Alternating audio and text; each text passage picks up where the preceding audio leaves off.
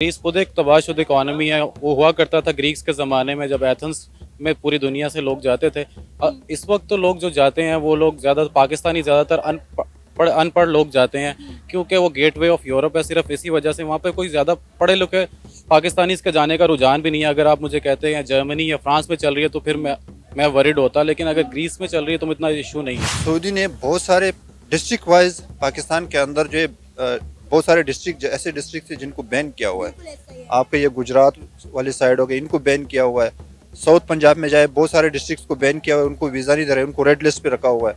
आपका बलूचिस्तान सुबह almost completely red list पे रखा हुआ है। फिल्म एक्टर थी शबनम, वो हिंदू थी, वो मुसलमान होने लगी तो उन्होंने कहा कि मैं मुसलमान हूँ तो कौन से फ़िरके में जाऊँ, इसलिए वो मुसलमान होने की बजाय क्रिश्चियन से वो क्रिश्चियन हो गई हिंदू से।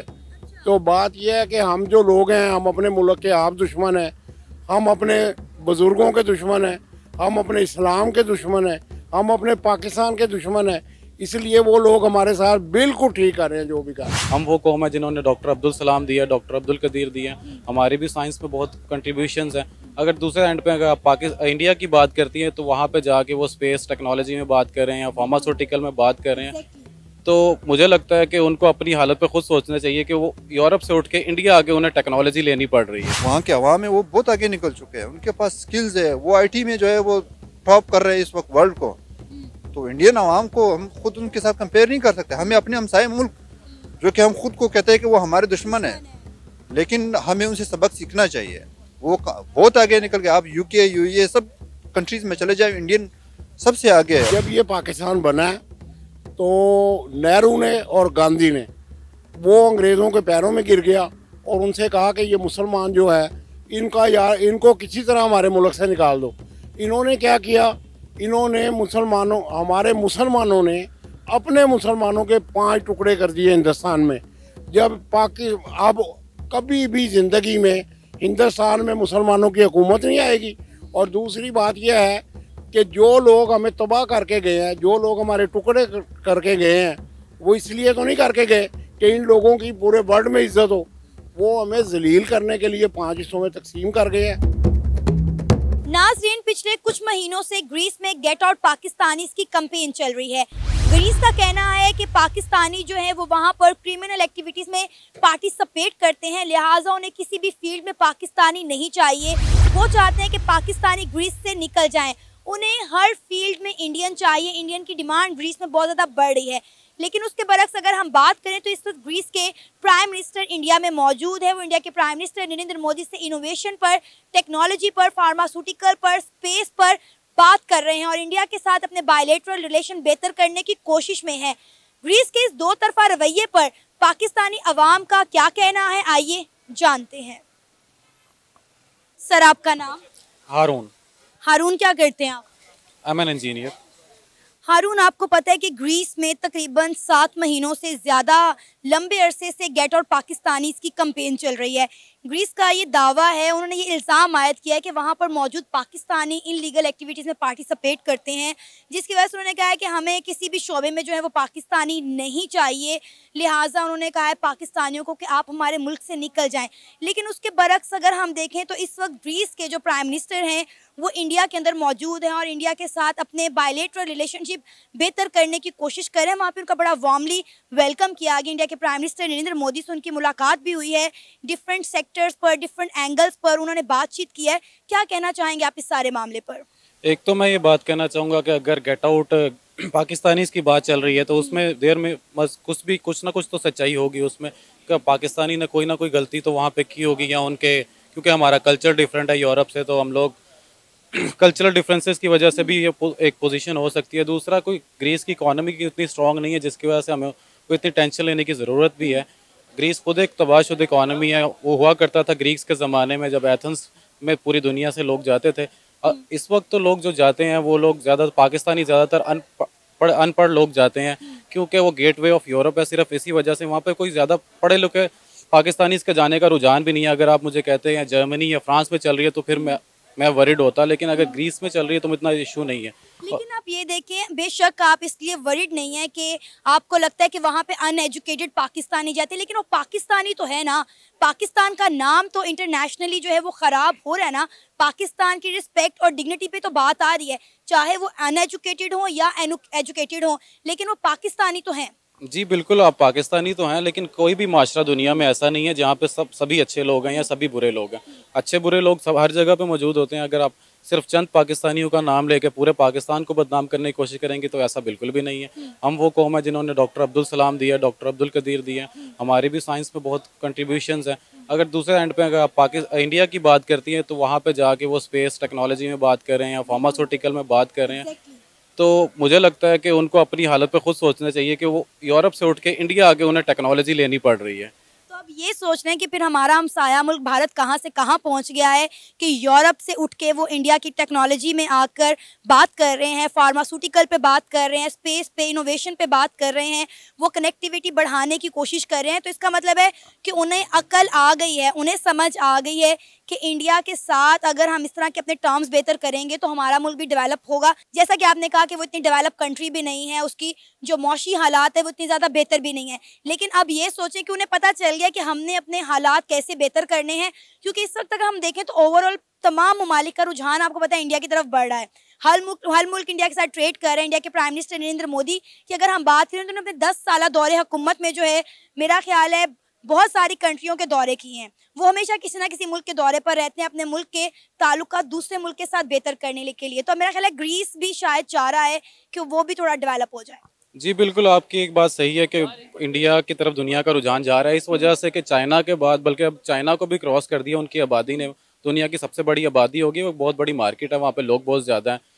सारी दुनिया चाहेगी जहाँ पे लोग ज़्यादा हैं वहाँ पे उनके प्रोडक्ट सेल होंगे, इस वजह से वो उस तरफ जाना चाह रहे हैं। अगर आप बात करें तो इंडिया की आबादी पाकिस्तान से ज़्यादा बदतर माशी हालात वहाँ पे हैं। वहाँ पे हमारी आबादी से ज़्यादा लोग गुर्बत में हैं, वो मसला नहीं है। लेकिन आपको किसने कहा है? मुझे ये बात ना हमेशा अपने हर इंटरव्यू में तकरीबन हर दूसरे पाकिस्तानी से सुनने को मिलती है। आपको पता है, आप बात करें गुर्बत की, तो आपको बता दूं हमने हमेशा इंडिया को गुर्बत पे और वॉशरूम्स पे जो है टारगेट किया है, लेकिन आपके ही एक्स प्राइम मिनिस्टर जो है इमरान खान साहब पाकिस्तान के, उन्होंने बोला है कि इंडिया गुर्बत में और यहाँ तक के टॉयलेट में पाकिस्तान को पीछे छोड़ के आगे निकल गया है। अब इंडिया में पाकिस्तान से ज़्यादा टॉयलेट हैं। टॉयलेट्स वहाँ पे ज़्यादा होंगे क्योंकि वहाँ पे लोग भी पाकिस्तान से बहुत ज़्यादा हैं। ठीक है, अगर आप, मुझे नहीं पता इमरान खान ने कहाँ पे ये बात की और कब की, लेकिन अगर आप जस्ट सिंपल गूगल कर लें तो वहाँ पे आपको पता चल जाएगा कितने लोग गरीब हैं और कितने अमीर हैं। वहाँ पे अगर हम सैलरीज की बात करें तो 20-25 हज़ार पे ग्रेजुएट्स काम कर रहे होते हैं। यहाँ पे कोई भी ग्रेजुएट 25 हज़ार पे, यहाँ पे हम अगर हम पाकिस्तान की बात करें तो लेबर की तनख्वाह मेरे ख्याल में 32,500 रुपये है मिनिमम वेज जिस पे है, वो उनके ग्रेजुएट से ज्यादा है। अगर हम बात हमारे मुल्क में ग्रेजुएट लोगों को जो है वो जॉब्स भी तो नहीं ना मिल रही। आप ये भी तो देखिए कि हमारा कितना नौजवान तबका जो है वो एमफिल करने के बाद इतनी 16-16 साल की डिग्रियां लेने के बाद वो अनएजुकेट की तरह जो है डिग्रियां लेके सड़कों पर फिर रहे हैं और उन्हें नौकरियां नहीं मिल रही। हमारे मुल्क में बेरोजगारी कितनी है, आपको ये पता है? बिल्कुल मुझे पता है हमारे मुल्क में कितनी बेरोजगारी है। मैंने आज ही तकरीबन 20 लोगों के इंटरव्यू किए और मुझसे उनमें से कोई भी एक बंदा काबिल नहीं मिला जिसको मैं रख सकूं। ठीक है, हमारे मुल्क में तालीम का असल मसला है, तालीम 16 साल या 18 साल या 21 साल का मसला नहीं है, क्वालिटी की बात है। अगर हम अपने लोगों को सिर्फ, मैं ऑन रिकॉर्ड ये बात कह सकता हूँ कि अगर बायोमेडिकल इंजीनियरिंग में यूईटी की बात की जाए, जो एक बड़ा इदारा है यूनिवर्सिटी ऑफ इंजीनियरिंग टेक्नोलॉजी, वहाँ से कोई बायोमेडिकल इंजीनियर ऐसा नहीं मुझे मिला जिससे मुझे पता चले कि यार he is well capable and well known and well deserving. मुझे नहीं अभी तक ऐसा कोई बच्चा नजर आया जिसे मैं अपने अंडर लेकर ट्रेनिंग दे सकूँ। लोगों के एप्टीट्यूड ही नहीं है, एजुकेशन तो बात की बात है, एप्टीट्यूड ही नहीं है। ये मसला शुरू होता है हमारे घर से, वालदैन से, उसके बाद जाता है टीचर्स के पास और उसके बाद कहीं ना कहीं इसकी जिम्मेदारी सिस्टम पे भी आती है। लेकिन उसी तरह हमारे पास एचईएसएन भी मौजूद है, लम्स भी मौजूद है, आईबीए भी मौजूद है, जीकी भी मौजूद है। वहाँ के लोग यहाँ से पढ़ के जाके हार्वर्ड और सैनफोर्ड में पीएचडी भी करते हैं और दुनिया को इनोवेशंस भी देते हैं बाहर जाके। लेकिन यहाँ आपकी ये बात 100% ठीक है। हमारे मुल्क में एजुकेशन का निज़ाम ही बेहतर नहीं है। हम लोग बच्चों को पढ़ा तो रहे हैं लेकिन उनके पास स्किल्स नहीं है। वो डिग्रियां तो ले लें लेकिन रट्टा सिस्टम के साथ। यही तो फ़र्क है इंडिया और हम में बेसिक एजुकेशन का। ठीक है, वो वहाँ के आप एजुकेशन का निज़ाम देख लें और यहाँ के एजुकेशन का निज़ाम देख लें। इसलिए तो पूरी दुनिया में आज इंडियंस की डिमांड है। मैं अभी फ़िलहाल ग्रीस की बात नहीं करूँगी क्योंकि आपने बोला कि ग्रीस जो है इतना वेल डेवलप कंट्री नहीं है। तो ग्रीस के अलावा अगर हम बाकी कंट्रीज़ की बात करें तो आप देख लें कि कितनी भी मल्टीनेशनल कंपनीज हैं, उनके तमाम की सीईओज जो हैं वो इंडियन हैं। तो आप देख लें कि क्यों इंडियंस की डिमांड पूरी दुनिया में है लेकिन पाकिस्तानियों को कोई पूछना पसंद नहीं करता। मैं इसकी वजह ये मैं इससे एग्री नहीं करता कि पूछना पसंद नहीं करता। मेरे बहुत से लोग मल्टीनेशनल दोस्त काम कर रहे हैं, ठीक है, और इंडिया के लोग इतने ज़्यादा प्रोमिनेंट हमें इसलिए नज़र आते हैं कि दुनिया में जितने भी लोग इस वक्त चल रहे हैं उसमें से हर छठा इंसान इंडियन है। आपको इतनी ज़्यादा आबादी है उनकी, इस वजह से वो ज़्यादा नज़र आते हैं हमें। सिर्फ यही रीज़न है। अगर हमारी आबादी इतनी ज़्यादा होगी, अगर आप चाइना से कंपेयर करें तो चाइनीज़ भी बहुत बड़े बड़े ओहदों पे मौजूद है क्योंकि उनकी भी आबादी बहुत ज़्यादा है। जहाँ पे आबादी ज़्यादा होगी, कंपटीशन ज़्यादा होगा तो वहाँ पे चीज़ें रिफाइन होकर निकलेंगी। अगर आप दुनिया ग्लोबल प्रेडिक्शंस की बात करें कि 2050 तक पाकिस्तान भी एक सुपर पावर होगा। इंशाल्लाह। बिल्कुल है, ये तो दुनिया ने कहा है, ये मैं नहीं कह रहा। ये आप किसी भी रिपोर्ट निकाल के देख लें, ग्लोबल थिंक टैंक्स की, वही ये बात कह रहे हैं। आपका नाम? मेरा नाम मिर्ज़ा खान। मिर्ज़ा खान, क्या करते हैं आप? मैं आर्किटेक्ट हूँ, जॉब कर रहा हूँ। सर तकरीबन 7 महीने से ज़्यादा का अर्सा हो गया है कि ग्रीस के अंदर गेट आउट पाकिस्तानी की कंपेन चल रही है। इसके अलावा भी कई ममालिक पे चल रही है लेकिन अभी हम सिर्फ स्पेसिफिक ग्रीस की बात करेंगे। ग्रीस का ये कहना है कि हमें किसी भी शोबे में पाकिस्तानी नहीं चाहिए। एक तो वो यहाँ पर आकर क्रिमिनल एक्टिविटीज़ में पार्टिसिपेट करते हैं तो लिहाजा हमें किसी भी फील्ड में पाकिस्तानी नहीं चाहिए, तो लिहाजा वो हमारे मुल्क से चले जाएँ। और दूसरी तरफ ग्रीस के पीएम, इंडिया के पीएम नरेंद्र मोदी से मिलने के लिए आज इंडिया के अंदर बैठे हुए हैं और वहाँ पे उनका बड़ा ग्रैंड वेलकम किया गया है और वहाँ पे वो अपने उनके साथ बायलैटरल रिलेशन बेहतर करने की कोशिश कर रहे हैं। क्या कहना चाहेंगे इस पर? जी, सबसे पहले तो मैं ये बात करना चाह रहा हूँ, अगर हम खुद को इंडिया के साथ कंपेयर करते हैं ना तो ये हमारी गलत फहमी है। हमें खुद को इंडिया के साथ कंपेयर नहीं करना चाहिए। उसकी रीज़न बहुत सारे वजूहत भी है। दूसरी बात यह है कि ग्रीस हमें क्यों निकाल रहा है। पहले एज अ कौम, एज अ नेशन हमें अपने बारे में सोचना चाहिए। एक मुल्क हमारे बारे में क्यों ये सोच रहा है, तो इससे हमारे डिप्लोमेटिक रिलेशन पे क्वेश्चंस उठते हैं कि क्यों वो हमें निकाल रहा है। फिर सिर्फ ग्रीस को छोड़ो, ग्रीस तो अभी ये 5-6 महीने की बात है। इससे पहले आप बाकी सारे कंट्रीज देखो, आपको कोई वीज़ा आजकल नहीं दे रहे। वीज़ा सक्सेस रेशो बहुत कम हो गया। क्यों कम हुआ है, उसके बहुत सारे रीजन है। ऑस्ट्रेलिया ने आपको वेलकम किया, बहुत सारे पाकिस्तानी इंजीनियर्स, आर्किटेक्ट, बहुत सारे प्रोफेशनल्स गए, लेकिन वो अभी उन्होंने बिल्कुल पाकिस्तान के लिए ऑलमोस्ट डोर क्लोज कर दिया, वीज़ा सक्सेस रेशो बिल्कुल कम कर दिया। उसके बहुत सारे रीजन है। पाकिस्तानी वहाँ जाके देखो, पाकिस्तानी कौम को भी चेंज करने की ज़रूरत है, खुद अपने बिहेवियर के अंदर चेंज करने की ज़रूरत है, मेहनत करने की ज़रूरत है। हम वहाँ जाके मेहनत भी नहीं करते और बहुत सारे ऐसी एक्टिविटीज़ में इन्वॉल्व होते हैं जिससे उस मुल्क के, उस सोसाइटी के ऊपर बुरे असरात होते हैं। उसकी वजह से वो हमारे खिलाफ हो जाते हैं। अभी रिसेंटली ऑस्ट्रेलिया ने बिल्कुल, जो मास्टर के लिए लोग जाते हैं, मैं भी खुद अप्लाई कर रहा हूँ, लेकिन उन्होंने बिल्कुल मास्टर के लिए जो है वीज़ा बंद कर लिया। 470 वीज़ा उन्होंने बिल्कुल क्लोज कर दिया। उनकी जो रीजंस आ रहे हैं इस वक्त, जो मेरे नॉलेज के मुताबिक है, वो यही कहते हैं पाकिस्तानी आते हैं, यूनिवर्सिटीज़ में एडमिशन्स लेते हैं, एडमिशन्स के बाद जो है वो यूनिवर्सिटी एजुकेशन पे बिल्कुल फोकस नहीं करते और जॉब में लगते हैं और जॉब के अंदर बिजी हो जाते हैं और अपने एजुकेशन पे उनका कोई मतलब फोकस नहीं रहता, और जिसकी वजह से उनके CGPAs और मार्क्स वगैरह और यूनिवर्सिटी के रैंकिंग के ऊपर जो है असर पड़ जाता है। सर आप तो दूसरे ममालिक की बात कर रहे हैं, मैं UAE की बात आपको बताऊं, वो हमें वीज़ाज नहीं दे रहा।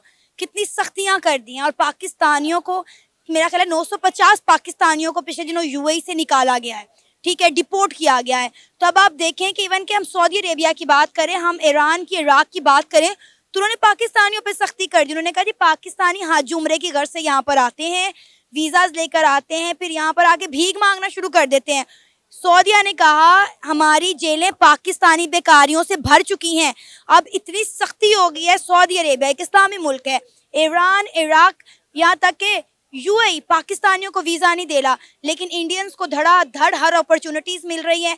इंडिया के प्राइम मिनिस्टर नरेंद्र मोदी जब UAE जाते हैं तो वहाँ के जो हैं प्रिंस उन्हें कहते हैं कि आपको इंडियंस की फिक्र करने की ज़रूरत नहीं है, UAE में इंडियन हमारी जिम्मेदारी है। देखो, ये तो आपने अपने सवाल में ही अपना जवाब ढूंढ लिया अपने लिए। तो हमारे सऊदी ने बहुत सारे डिस्ट्रिक्ट वाइज पाकिस्तान के अंदर जो है बहुत सारे डिस्ट्रिक्ट ऐसे डिस्ट्रिक्ट है जिनको बैन किया हुआ है। आपका ये गुजरात वाली साइड हो गई, इनको बैन किया हुआ है। साउथ पंजाब में जाए, बहुत सारे डिस्ट्रिक्ट्स को बैन किया हुआ है, उनको वीज़ा नहीं दे रहे, उनको रेड लिस्ट पे रखा हुआ है। आपका बलूचिस्तान सूबा ऑलमोस्ट कम्प्लीटली रेड लिस्ट पे रखा हुआ है। उसका रीज़न ये है पाकिस्तानियों के पास स्किल्स नहीं है, वो बगैर स्किल किसी और कंट्री में शिफ्ट हो जाते हैं और वहाँ जाके उनके पास स्किल्स नहीं होते हैं। विदाउट स्किल्स उनको वो क्या करेंगे, वो विदाउट वो स्किल्स के बगैर वो वहाँ जाते हैं, उनके पास कोई जॉब्स की अपॉर्चुनिटी नहीं होती। वहाँ जाके या तो वो और जॉब में लगते हैं या और अदर जो क्रिमिनल एक्टिविटीज़ है उसमें लग जाते हैं, भीख मांगने में लग जाते हैं। तो उसके जाहिर सी बात है वो तो बैन करेंगे पाकिस्तान को। अगर हम खुद को इंडिया के साथ कंपेयर करते हैं, देखो इंडिया के जो वहाँ के अवाम है वो बहुत आगे निकल चुके हैं, उनके पास स्किल्स है, वो आईटी में जो है वो टॉप कर रहे हैं इस वक्त वर्ल्ड को। तो इंडियन अवाम को हम खुद उनके साथ कंपेयर नहीं कर सकते। हमें अपने हमसाए मुल्क जो कि हम खुद को कहते हैं कि वो हमारे दुश्मन है, लेकिन हमें उनसे सबक सीखना चाहिए। वो बहुत आगे निकल गए। आप यूके यूए सब कंट्रीज में चले जाए, इंडियन सबसे आगे है और बड़े बड़े पोस्टों पे वो बैठे हुए हैं, बड़े बड़े कंपनीज में, इंटरनेशनल कंपनीज में वो काम कर रहे हैं as a CEO, chief organisers वो काम कर रहे हैं। और हम पाकिस्तानी वहाँ जाके हम और जॉब में लग जाते हैं। क्यों? इसका रीज़न क्या है? तो हमें अपने गिरबान में खुद ही सोचना चाहिए। हमें स्किल्स नहीं आते। अब आप मुझे बताएं कि ग्रीस के PM इस वक्त इंडिया में बैठे हुए हैं, इंडिया के प्राइम मिनिस्टर नरेंद्र मोदी के साथ वो टेक्नोलॉजी पे बात कर रहे हैं, वो इनोवेशन पे बात कर रहे हैं, वो स्पेस पे बात कर रहे हैं, वो फार्मास्यूटिकल पे बात कर रहे हैं। तो अब देखें कि ग्रीस को भी समझ है कि इंडिया के साथ हमारे मफादात जुड़े हुए हैं, इंडिया के साथ हाथ मिलाने में ही हमारे मुल्क की डेवलपमेंट और हमारे मुल्क का फ़ायदा है। लेकिन 60 किलोमीटर बॉर्डर से दूर पाकिस्तान बैठा ये नहीं सोच सकता। पाकिस्तान को ये बात समझ में नहीं आ रही कि हमारा हमसाया मुल्क भारत कहाँ से कहाँ पहुँच गया। आज हर मुल्क भारत के साथ हाथ मिला रहा है, भारत के साथ ट्रेड कर रहा है, लेकिन हमने भारत के साथ एक खुद साख्ता दुश्मनी पाली हुई है कि भारत हमारा दुश्मन मुल्क। देखिए ये तो फिर पाकिस्तान के जो है डिप्लोमेटिक रिलेशंस के ऊपर फिर से क्वेश्चन उठ रहा है ना। तो देखो पाकिस्तानी इस वक्त अपने इंटरनल पॉलिटिक्स में इतना बिजी है। मैं खुद पॉलिटिक्स के ऊपर इतना ज़्यादा बात नहीं करना चाह रहा हूँ। ये अपने पॉलिटिक्स से निकल ही नहीं रहे हैं। कोई गवर्नमेंट बनाओ, गिराओ, जोड़ तोड़ करो, इसमें मसरूफ है। इससे निकलेंगे तो आगे बढ़ेंगे ना। कोई गवर्नमेंट एक्शन कैसे लेंगे ना। अब इंडिया का गवर्नमेंट देखो, नरेंद्र मोदी के 10 साल हो रहे वज़ीर-ए-आज़म बने हुए और वो किस तरह से वर्क कर रहे हैं ना। वहाँ पे पॉलिटिकल स्टेबिलिटी है, आपके मुल्क के अंदर पॉलिटिकल स्टेबिलिटी भी नहीं है, पॉलिटिकल के साथ इकोनॉमिक स्टेबिलिटी नहीं है। तो ये सारी चीज़ें तो हम मतलब इसको हम इंडिया के साथ किस एस्पेक्ट में कंपेयर कर रहे हैं? किसी एस्पेक्ट में हम कंपेयर नहीं कर सकते इंडिया के साथ। क्या नाम है सर आपका? मेरा नाम यूसुफ है। यूसुफ साहब क्या करते हैं आप? मैं एक टीवी चैनल में डायरेक्टर हूँ, रॉयल न्यूज़ में, और वैसे इंटरनेशनल रेसलर भी हूँ।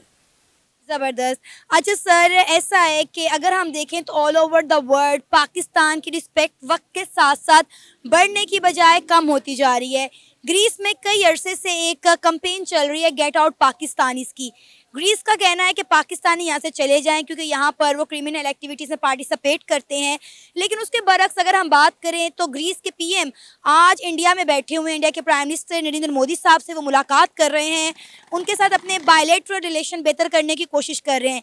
लेकिन दूसरी जानिब ग्रीस से पाकिस्तानियों को निकाला जा रहा है। क्या कहना चाहेंगे ग्रीस के इस दो तरफा रवैये पर? असल में बात ये नहीं है, बात ये है कि हमारे जो पाकिस्तानी जो सियासतदान हैं ये इतने बेशर्म किस्म के इंसान हैं कि ये एक दूसरे के ऊपर ऐसा कीचड़ उछालते हैं कि पूरी दुनिया में जो हमारा मैसेज आता है वो हमें तबाह और बर्बादी की तरफ ले जा रहा है। और कोई भी शख्स हमें अच्छा नहीं कह रहा है। कोई इमरान को अच्छा कह रहा है, कोई नवाज शरीफ को अच्छा कह रहा है, कोई जरदारी को अच्छा कह रहा है। बात यह है कि हमारे मुल्क में इंसान जो है ना वो तकसीम होकर रह गया है। इसलिए मुझे एक बात याद है कि एक फिल्म एक्टर थी शबनम, वो हिंदू थी, वो मुसलमान होने लगी। तो उन्होंने कहा कि मैं मुसलमान हूँ तो इनके कौन से फ़िरके में जाऊँ। इसलिए वो मुसलमान होने की बजाय क्रिश्चियन से वो क्रिश्चियन हो गई हिंदू से। तो बात यह है कि हम जो लोग हैं हम अपने मुल्क के आप दुश्मन हैं, हम अपने बुज़ुर्गों के दुश्मन हैं, हम अपने इस्लाम के दुश्मन हैं, हम अपने पाकिस्तान के दुश्मन हैं। इसलिए वो लोग हमारे साथ बिल्कुल ठीक कर रहे हैं जो भी कर रहे हैं। आपको लगता है कि पाकिस्तानी यही डिजर्व कर रहे हैं जो पूरी दुनिया में पाकिस्तान के साथ हो रहा है? अब आप देखिए कि अगर हम बात करें तो पिछले मतलब पिछले साल की बात है कि लाखों की तादाद में तकरीबन 7 से 8 लाख नौजवान तबका पाकिस्तान छोड़कर चला गया, ठीक है। और वहाँ जाके भी अब आप देखिए कि कितने मुल्कों की तरफ से हमें वीज़ाज़ नहीं मिल रहे, हमारे वीज़ाज़ में सख्तियाँ कर दी गई हैं। हम ज़्यादा दूर की बात नहीं करते, यूएई में अब देखें कि पाकिस्तानियों को वीज़ाज़ नहीं मिल रहे। बात यह है कि यूएई हो या कोई मुल्क हो, वो अपने मुल्क के वफादार हैं, हम लोग अपने मुल्क के दुश्मन हैं। हम जब यहाँ से जाते हैं, अब मैं ये बात कर रहा हूँ, मैं पाकिस्तान की हमायत की बात नहीं करूँगा, मैं जब भी बात करूँगा ना पाकिस्तान की दुश्मनी की बात करूँगा। मेरी बात सुने, मेरी तरफ से कोई सियासतदान हो, अगर ये मुल्क ज़िंदा है तो मैं ज़िंदा हूँ, अगर ये ज़िंदा है हमारे बच्चे ज़िंदा है, अगर ये ज़िंदा है, ये मुल्क ज़िंदा है तो ये कौम ज़िंदा है। तो बात ये है, हम तो अभी पाकिस्तानी कौम ही नहीं बन सके, इसलिए कोई भी मुल्क हमारे साथ अच्छा सलूक नहीं करता। मैं उम्मीद करता हूँ, अल्लाह ताला से दुआ करता हूँ कि अल्लाह ताला ये जो हमारी कौम है इसे कौम बना दे, या अल्लाह ये जो मुसलमान है इनको इंसान बना दे, या अल्लाह इनको इतना अच्छा रुतबा दे के पूरी दुनिया में इनकी रिस्पेक्ट हो। इंडिया हमारा हमसाया मुल्क, जिसको हमने हमेशा अपना दुश्मन मुल्क कहा है, हमने अपने छोटे छोटे बच्चों के दिमागों में यही डाला कि भारत हमारा दुश्मन है, भारत से हमने जंग लड़नी है, गजवा हिंद करना है, वहाँ के मुसलमानों को हमने हिंदुओं से निजात दिलवानी है। तो आज आप देखें दुनिया की 5वीं बड़ी इकॉनमी बन गया है, तमाम इस्लामी ममालिक का झुकाव जो है इंडिया की तरफ बढ़ रहा है, हाथों हाथ इंडियंस को लेते हैं कि आप आएँ हमारी कंपनीज में जॉब करें। और पाकिस्तानियों को अब आप देख लें कि अगर हमारे पाकिस्तानी पढ़ा लिखा भी तबका बाहर चला जाए तो वहाँ जाकर उन्हें किस तरह की मजदूरी करनी पड़ती है, जो अपॉर्चुनिटीज़ इंडियंस को मिलती है वो पाकिस्तानियों को नहीं मिलती। उसकी एक वजह है कि जब ये पाकिस्तान बना है तो नेहरू ने और गांधी ने वो अंग्रेज़ों के पैरों में गिर गया और उनसे कहा कि ये मुसलमान जो है इनको किसी तरह हमारे मुल्क से निकाल दो। इन्होंने क्या किया, इन्होंने हमारे मुसलमानों ने अपने मुसलमानों के 5 टुकड़े कर दिए हिंदुस्तान में। जब अब कभी भी ज़िंदगी में हिंदुस्तान में मुसलमानों की हुकूमत नहीं आएगी। और दूसरी बात यह है कि जो लोग हमें तबाह करके गए हैं, जो लोग हमारे टुकड़े करके गए हैं, वो इसलिए तो नहीं करके गए कि इन लोगों की पूरे वर्ल्ड में इज्जत हो, वो हमें जलील करने के लिए 5 हिस्सों में तकसीम कर गए हैं। और जो हमें छोटा सा मुल्क दे गए हैं उसमें हमारे सियासतदानों का खुदा बेड़ा गर्क करे, उन्होंने 15 हिस्से और इसी मुल्क में, एक ही पाकिस्तान में ही 15 हिस्से कर दिए। आप सही कह रहे हैं, इस वक्त पाकिस्तान के हर सूबे में प्रोटेस्ट हो रहे हैं। आप गिलगित बल्तिस्तान देख लें, आज़ाद कश्मीर देख लें, बलूचिस्तान देख लें, आप सिंध देख लें, पंजाब के अलावा पाकिस्तान के हर सूबे में प्रोटेस्ट चल रहे हैं। यहाँ तक कि गिलगित बल्तिस्तान के मैंने 2 लड़कों के परसों इंटरव्यू किए, वो कहते हैं कि भाई गिलगिती चाहते हैं कि अगर पाकिस्तान हमारे वसाइल हमें नहीं दे सकता तो कारगिल स्कर्दू खोल दो, हम भूख और अफलास से मरने से बेहतर है हम इंडिया के साथ दोबारा इल्हाक कर लें। ऐसे ही होगा। हम कितने नारे मारते हैं कि कश्मीर हमारा आज़ाद कर दिया जाए, कश्मीर हमारा आज़ाद कर दिया। मेरी बात सुन, कश्मीर पाकिस्तान कैसे बनेगा जबकि हमारे दोनों मुल्कों की फ़ौजें जो हैं उनके आपस में तल्लक हैं। मेरी बात, ये जो मैं बात कर रहा हूँ मुझे पता है, इसके बाद मुझे आर्मी ने पूछना है कि आपने ये नहीं, मैं किसी से डरता नहीं हूँ, मैंने अपनी ज़िंदगी का हिस्सा गुजार लिया है, मेरे साथ जो सलूक होगा कोई बात नहीं, पाकिस्तान बचना चाहिए। बात यह है कि जब हमारी आर्मी के आपस में तल्लक होंगे तो मुझे बताएं कि ये कश्मीर कैसे आज़ाद होगा। ये अगर कश्मीर पहले नंबर पे तो आज़ाद नहीं होगा, तो जब ये आज़ाद भी होगा ना तो हमें ये जेलम से आगे नहीं जाने देंगे कश्मीरी। ये कहेंगे वो पहाड़ सारे हमारे हैं, आप अपने पंजाब में जाओ, रेगिस्तान में रहो। तो बात यह है कि हम लोग खुद अपने मुल्क का नहीं सोच रहे हैं, हम लोग अपने अवाम का नहीं सोच रहे हैं, हम अपने बच्चों का नहीं सोच रहे हैं। इसलिए जब हम किसी के साथ अच्छा सलूक नहीं करेंगे तो हमारी कौम के साथ भी यही हाल हो।